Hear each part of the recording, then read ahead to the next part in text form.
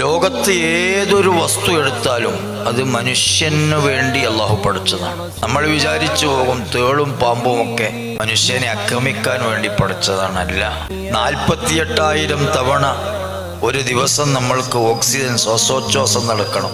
അതിന് ശുദ്ധവായു വേണം.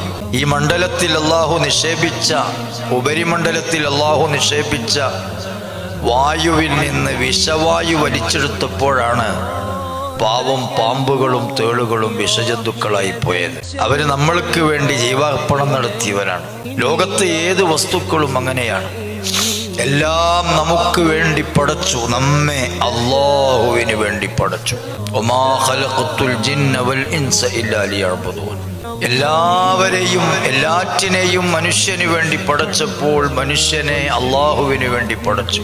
ഇനി ഒരു മിനിറ്റ് സമയം നമ്മളൊക്കെ ചിന്തിക്കേണ്ട ഒരു കാര്യമുണ്ട്.